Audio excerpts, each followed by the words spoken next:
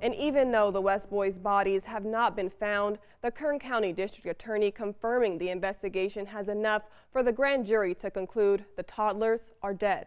So while Trezell and Jacqueline West stand trial for their suspected murder, you may be wondering how the grand jury came to that conclusion without their bodies. 23 ABC's Kristen Vartan joins us live from Kern County Superior Court after taking a look at 2 no-body homicide cases in our county and how law enforcement and the DA were able to move forward in similar cases. Kristen.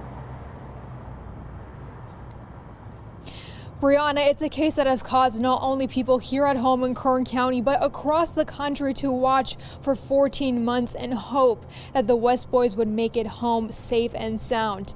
Now, just days after the DA's announcement, a murder trial has been set. And 2 previous cases show that you don't need bodies to actually potentially try successfully. Trezell and Jacqueline West.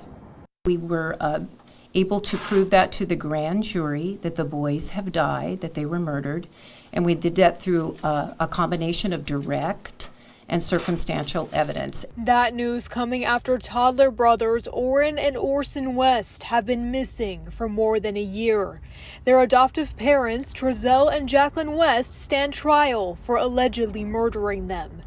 All this happening without the toddler brothers' bodies being found. An adult going missing is one thing.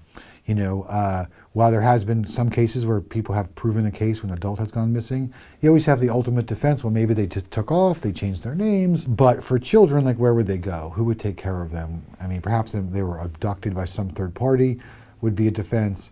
But I would, my experience here in Kern County and with the thoroughness of our district attorney's office, I would think Ms. Zimmer's office and the California City Police, as well as Bakersfield Police Department, they have more there than they're able to disclose right now. According to the Kern County District Attorney Cynthia Zimmer, this phenomenon is not uncommon. She says hundreds of homicides where a body wasn't found have been prosecuted around the country, including 2 here in Kern County. These are what the DA refers to as no-body homicides, and 2 successfully tried cases include the Daniel Rhodes case in 2019 and the Leonard Bryce Thomas case in the late 90s. You had to have a body for every single time there was a homicide. It would lead to the conclusion that you could just destroy the body thoroughly enough and never be prosecuted, which of course is preposterous. According to the Kern County DA's files, they obtained a DNA profile through the victim's biological daughter and victim's clothing when a body was absent.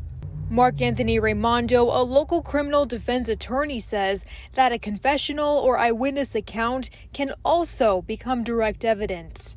Direct and circumstantial evidence are what the DA office confirmed they found in the West boys investigation. And circumstantial evidence could be something as simple as they were all in one place together and now the person's no longer there and no one has seen them.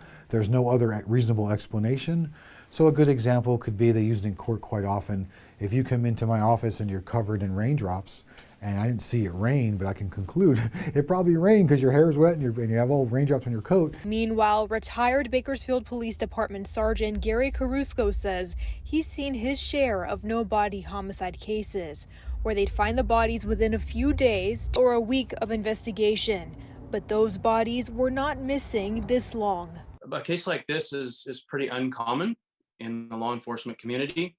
And I think that, coupled with the fact that it's 2 young boys, it really garnered the attention of everybody across the whole United States.